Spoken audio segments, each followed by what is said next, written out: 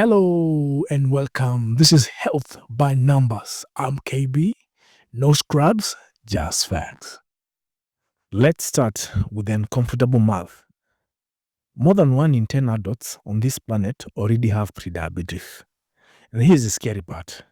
Over 80% of them have no idea. They're walking around, living life, where their glucose is quietly misbehaving in the background. This climbs with age, more weight around the middle, and a lot of sitting. But this is not a doom slide.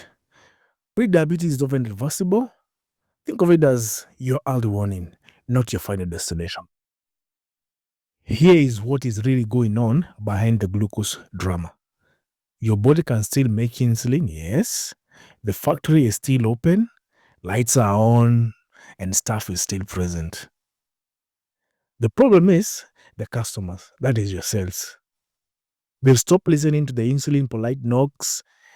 That is that is actually insulin resistance.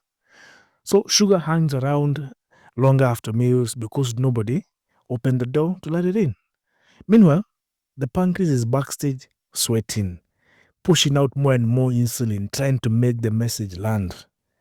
Prediabetes is that warning face before the pancreas finally says, I'm tired, I'm done. And type 2 diabetes makes its full entrance. An important point of correction. Prediabetes is not just a little high sugar.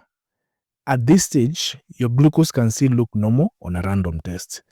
What's already abnormal is the insulin story. Insulin is already high, cells are already resistant, the pancreas is already overworking over time, the sugar numbers climb later in the story. So if you wait for the glucose to look bad before you care, you've already missed years of silent damage. Let's talk confirmation, not suspicion, no vibes, numbers. A fasting glucose between 5.6 and 6.9 millimoles per liter sets off the first alert. And an HbA1c of 5.7 to 6.4% supports the story. If a 2-hour OGTT, that's an oral glucose tolerance test, lands between 7.8 and 11 millimoles per liter, that's glucose taking the scenic route back down when it should have arrived hours ago. But here's where it gets really interesting. Fasted insulin. If it's high, it means insulin has been shouting at the cells for a while and they have been ignoring it politely.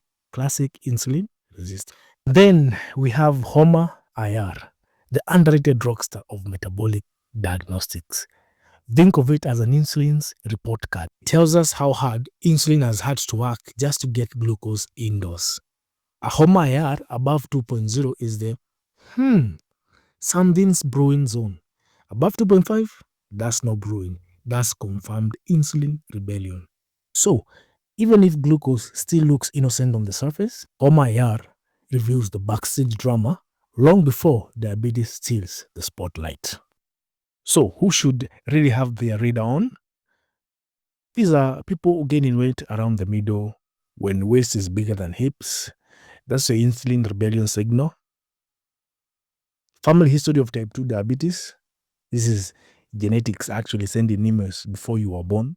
Sedentary living, when your steps don't even know your name anymore.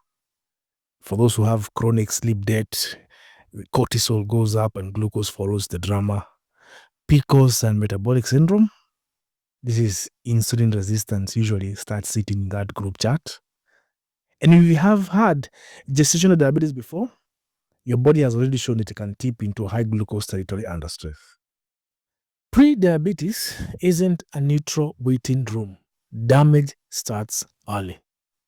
Nerves begin to dull, eyes lose clarity under glucose stress, vessels stiffen like old plumbing, triglycerides back up in a fat traffic jam, HDL clogs out, BP inches upwards, and belly fat becomes an inflammatory factory.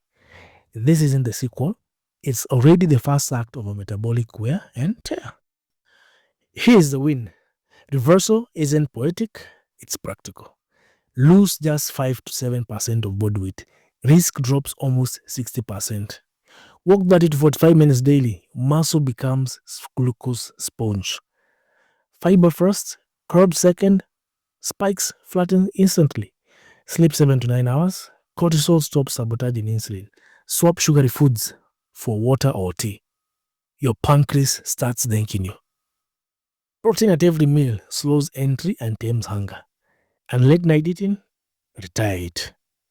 Simply stop it. Glucose sensitivity clocks out after 8 p.m. This isn't restriction, it's metabolic leadership.